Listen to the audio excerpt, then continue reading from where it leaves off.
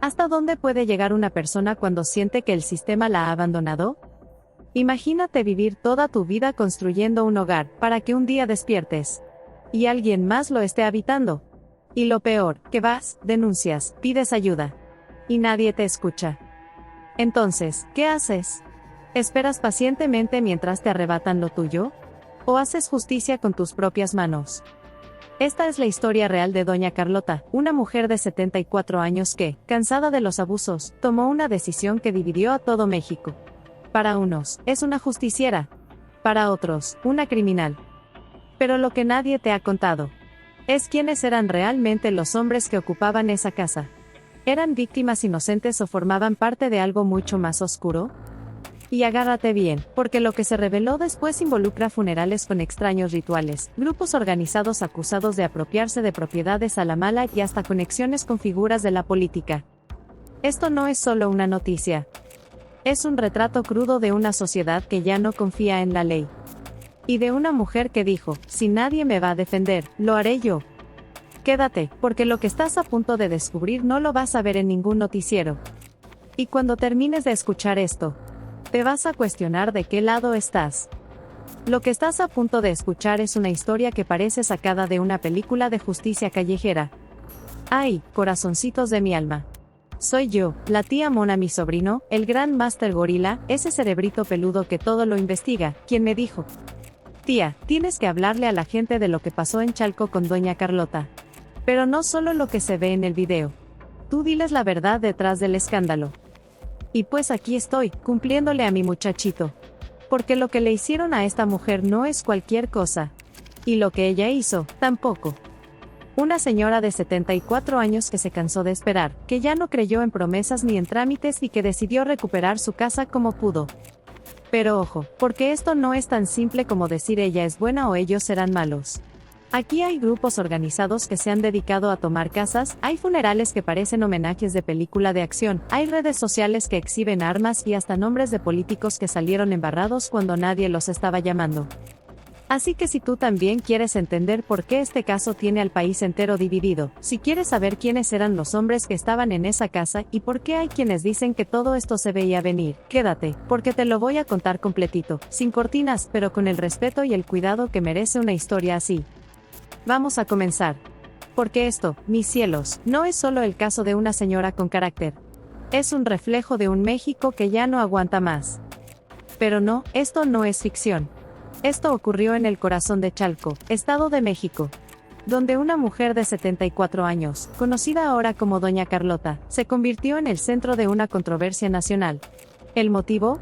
Un acto extremo en defensa de lo que ella afirmaba que era suyo.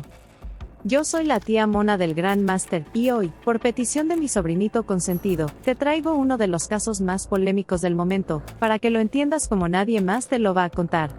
Ponte cómodo, pero no demasiado, porque esto te va a dejar sin aliento. Capítulo 1. El día que la abuela dejó de esperar a las autoridades. Era el 1 de abril cuando todo ocurrió. En una tranquila calle de la unidad habitacional ex Hacienda de Guadalupe, Doña Carlota llegó acompañada de 2 hombres a bordo de un auto gris. Lo que pasó después quedó grabado por cámaras y terminó volviéndose viral. En medio de un altercado con los ocupantes de una casa, se escucharon detonaciones. 2 hombres, padre e hijo, de 51 y 19 años, cayeron heridos. Un tercero, de apenas 14 años, fue trasladado de urgencia al hospital. Pero lo que encendió el debate fue lo que vino después. En redes, cientos comenzaron a llamar a esta mujer la abuela justiciera. Y no era para menos, pues lo que ella decía era claro, esa casa era suya, y estaba cansada de que nadie hiciera nada por ayudarla a recuperarla. Capítulo 2. ¿Quiénes eran los hombres que estaban en la casa? Aquí es donde las cosas se ponen turbias. Porque más allá de la tragedia, muchos comenzaron a preguntarse, ¿quiénes eran esas personas que ocupaban la vivienda? Rápidamente, se identificó que los hombres eran padre e hijo, y que el menor lesionado era un joven de 14 años llamado Cristian. Pero lo verdaderamente inquietante vino después.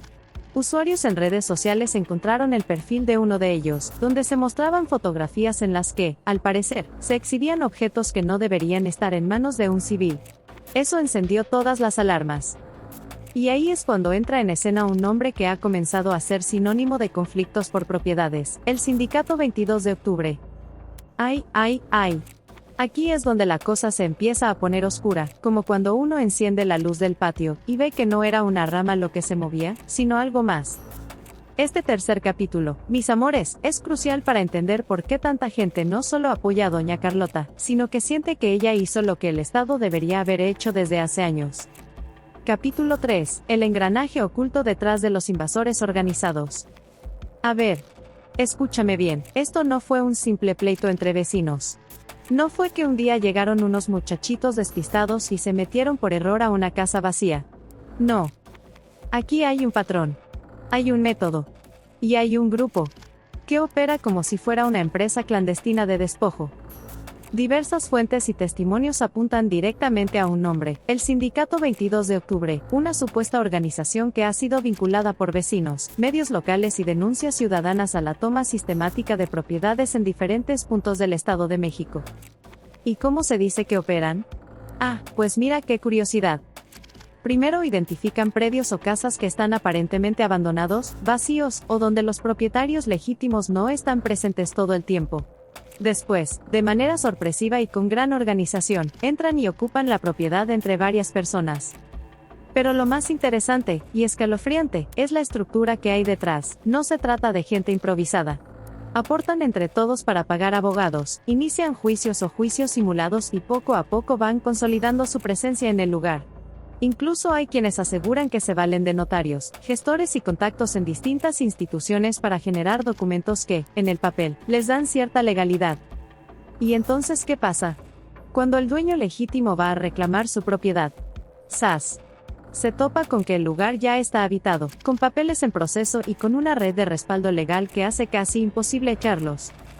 Y claro, la mayoría de los afectados se rinde, porque no tienen ni el dinero ni el tiempo para pelear contra un grupo que ya trae todo un aparato armado. ¿Te das cuenta? No es solo una invasión. Es un despojo con guante blanco. ¿Te parece exagerado?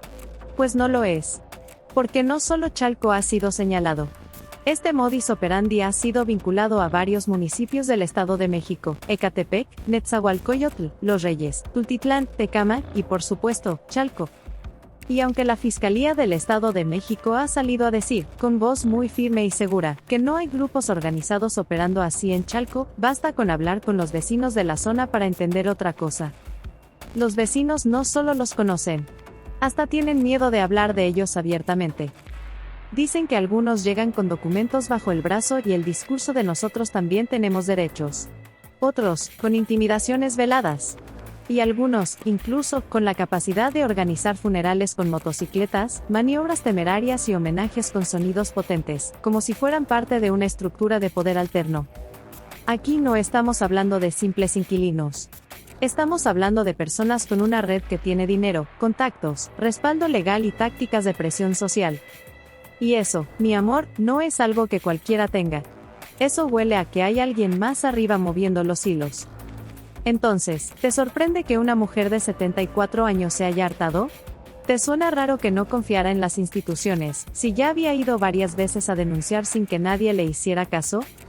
Aquí lo que más duele no es lo que pasó, sino lo que lleva años pasando sin que nadie haga nada. Y lo más triste es que este tipo de casos ya no son la excepción, sino que se están volviendo la norma. Y la gran mayoría de los afectados son personas mayores, viudas, herederos legales o familias humildes que tienen su patrimonio como único escudo frente a un mundo cada vez más salvaje. Así que, cuando veas a alguien justificando lo que pasó como si fuera un simple altercado vecinal, pregúntate esto: ¿qué tan sola tuvo que sentirse doña Carlota como para llegar a ese punto? Porque cuando el Estado falla, el caos se vuelve la única ley. Y este grupo, llámese como se llame, parece haberlo entendido desde hace tiempo. Capítulo 4. La abuela que ya había agotado todas las vías legales. Antes de emitir cualquier juicio sobre la conducta de doña Carlota, es fundamental entender lo que ocurrió antes del incidente que captó la atención nacional. Porque si bien la imagen de una mujer de 74 años accionando un arma puede parecer el clímax de una historia dramática, la realidad es que ese fue solo el último eslabón de una cadena de frustraciones, trámites fallidos y respuestas nulas por parte del Estado.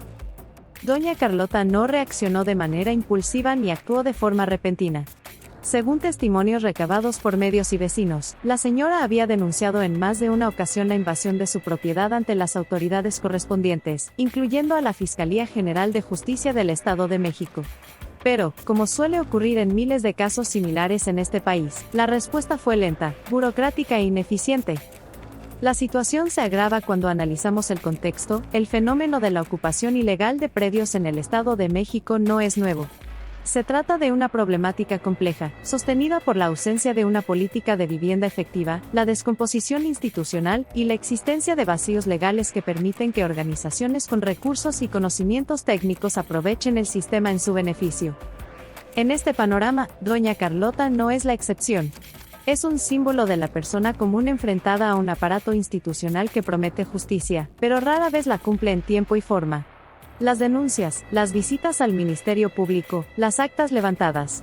Todo eso quedó, aparentemente, en el aire. Y aquí es donde el análisis debe elevarse por encima de lo emocional, cuando una persona mayor, que representa a uno de los grupos más vulnerables de la población, se ve obligada a enfrentar sola un conflicto legal que pone en riesgo su patrimonio, su historia y su sentido de seguridad. El verdadero problema no es su reacción, sino todo lo que la precedió. Desde el punto de vista legal, la omisión institucional es tan grave como la comisión de un delito. Si una persona acude a las autoridades y no recibe protección ni respuesta efectiva, se vulnera su derecho al acceso a la justicia, consagrado en el artículo 17 de la Constitución Política de los Estados Unidos Mexicanos. Y cuando el Estado no garantiza este derecho, empieza a formarse un vacío de poder. Y en los vacíos de poder, quien actúa primero impone su narrativa. El caso de doña Carlota, entonces, no debe verse como un episodio aislado, sino como el síntoma de una falla sistémica que ha llevado a miles de personas a considerar que el único recurso real es el que ellos mismos puedan ejercer. Por supuesto, esto no es una apología a la justicia por mano propia. Pero tampoco podemos invisibilizar la desesperación legítima de quienes, al ver pasar semanas, meses o incluso años sin solución, empiezan a vivir con el temor constante de perderlo todo. El hogar no es solo un lugar físico, es la memoria, la seguridad, el esfuerzo de toda una vida. Y perderlo por la indiferencia institucional es, en muchos sentidos, más traumático que cualquier otro tipo de agresión. La pregunta es, ¿cómo se espera que reaccione una mujer de 74 años que ha agotado todas las vías legales, que ve su casa ocupada, que denuncia y no es escuchada y que enfrenta sola a un grupo presuntamente vinculado con redes de despojo inmobiliario? Desde una visión estructural, este tipo de casos nos obligan a repensar la función real del Estado como garante del orden, la justicia y la protección patrimonial. Porque si una persona tiene que tomar decisiones extremas para defender lo que le pertenece, entonces no estamos hablando solo de un problema de legalidad, sino de una crisis profunda en la confianza social hacia las instituciones. Este capítulo no busca justificar a doña Carlota. Lo que busca es comprender lo que hay detrás del silencio administrativo, de las carpetas sin movimiento, de los funcionarios que solo se activan cuando ya hay una tragedia que lamentar. Y esa, quizás, es la reflexión más poderosa que deja este caso. ¿Qué clase de país estamos construyendo si la gente mayor, en lugar de confiar en las instituciones, termina empuñando una decisión desesperada? Capítulo 5. Un funeral que dejó más preguntas que respuestas. Los funerales, por lo general, son espacios para el recogimiento, el dolor íntimo y la despedida solemne. Pero el último adiós a los dos hombres que perdieron la vida en este caso, Esau y Justin Márquez, padre e hijo, fue cualquier cosa menos eso. Y este punto no es menor. Porque la manera en que una comunidad se despide de sus muertos también revela quiénes eran, cómo vivían y a qué estaban ligados. De acuerdo con diversos reportes, el cortejo fúnebre de los hombres que ocupaban la casa de doña Carlota estuvo marcado por elementos poco comunes. Se escucharon detonaciones al aire, motos que realizaban maniobras temerarias, acelerones constantes y personas reunidas no en silencio, sino entre vítores, ruido y exhibiciones. Para muchos vecinos, ese momento no fue percibido como un acto de duelo, sino como una demostración de fuerza.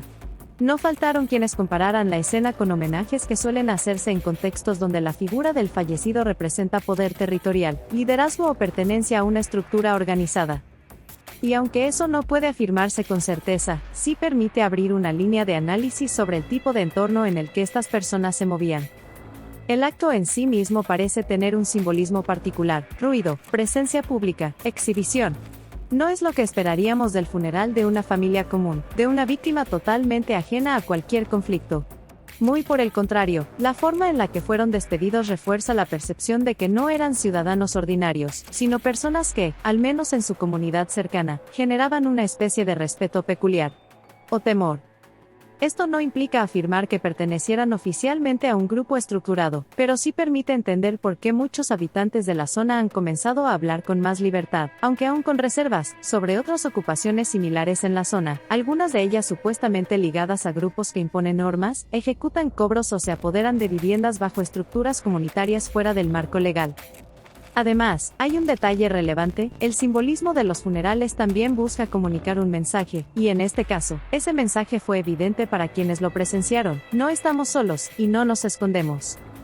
Desde un enfoque más profundo, esto habla de un fenómeno social preocupante: la normalización del poder informal, es decir, el reconocimiento tácito de grupos que ejercen control sin necesidad de estar institucionalizados.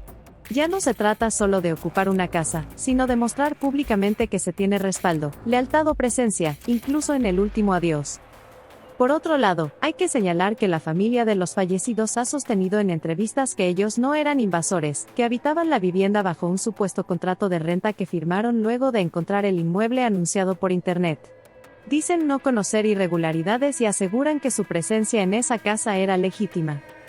Pero esto, lejos de cerrar la discusión, abre una grieta mucho más compleja: la existencia de redes de falsificación de contratos, suplantación de propietarios y fraudes inmobiliarios, en los que personas ajenas a los grupos de ocupación terminan siendo utilizadas como peones o intermediarios involuntarios en un esquema de despojo más amplio. En ese sentido, el funeral no solo fue un cierre para dos vidas. Fue también la escenificación de una disputa mayor, una lucha entre dos narrativas opuestas: la de una mujer mayor que exigía recuperar lo suyo y la de una familia que afirma haber actuado de buena fe. Y mientras ambas versiones se enfrentan, lo único cierto es que el Estado sigue sin dar respuestas claras. Porque si hubo invasión, ¿por qué nunca se actuó a tiempo? Y si hubo fraude de terceros, ¿quién permitió que ocurriera? ¿Quién redactó esos contratos? ¿Quién recibió los pagos? ¿Quién aparece como arrendador en ese documento que, hasta ahora, nadie ha mostrado de forma pública? Son preguntas que siguen sin respuesta. Pero que el funeral, con todo su simbolismo y despliegue, dejó flotando en el aire. Capítulo 6. Cuando la política toca la puerta de la justicia.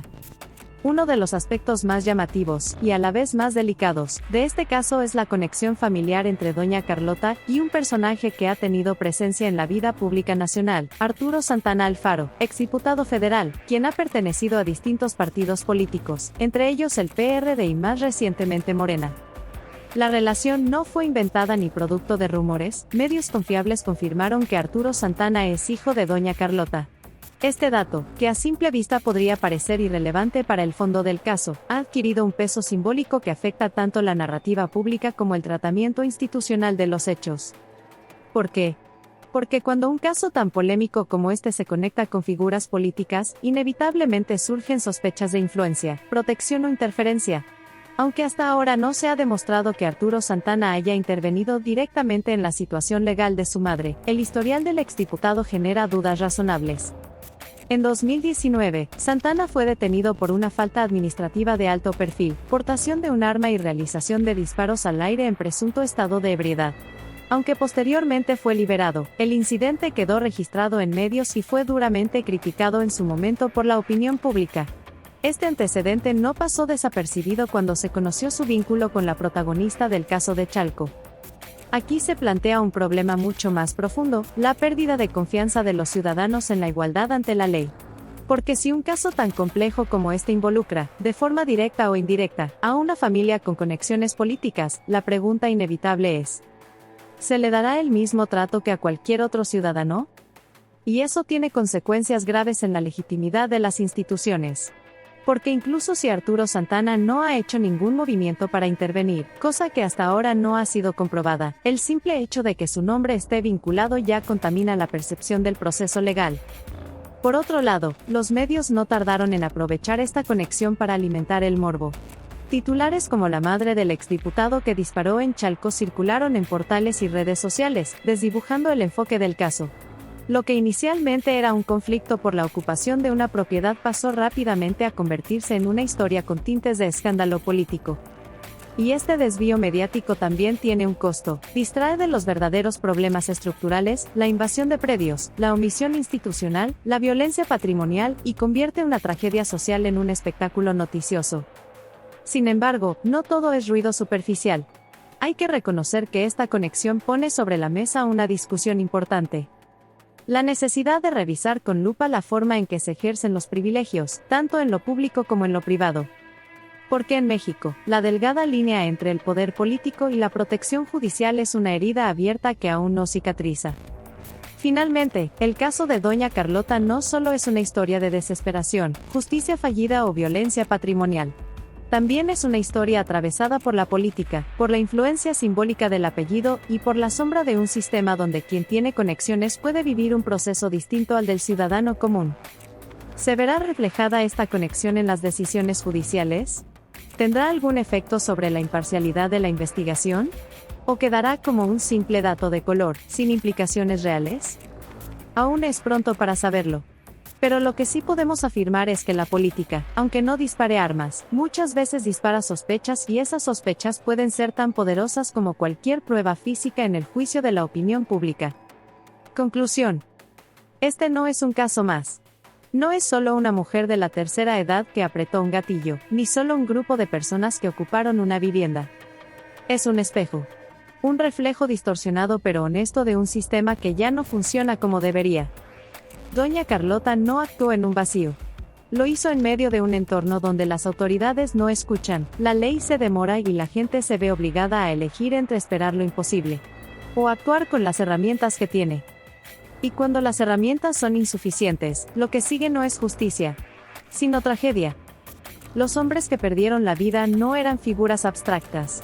Eran seres humanos, con pasado, con familia y con un contexto que no puede ignorarse. Pero tampoco puede ignorarse el hecho de que existen estructuras que se han profesionalizado en el despojo, en la invasión y en aprovechar cada grieta legal que este país les permite. Y mientras tanto, millones de ciudadanos viven con miedo de perder lo poco que tienen. Con carpetas sin mover. Con funcionarios que solo aparecen cuando la cámara está encendida. ¿Qué clase de país estamos construyendo cuando la gente tiene que arriesgarlo todo para defender lo que es suyo? Este caso no se resuelve con una sentencia, ni con una nota en los medios. Se resuelve con una mirada honesta al sistema de justicia. Con políticas públicas que funcionen. Con instituciones que protejan a los más vulnerables antes de que estallen. Porque si el Estado no llega, el caos llega primero. Hoy, México no necesita más opiniones rápidas ni veredictos moralistas desde la comodidad del teclado. Necesita análisis. Necesita verdad.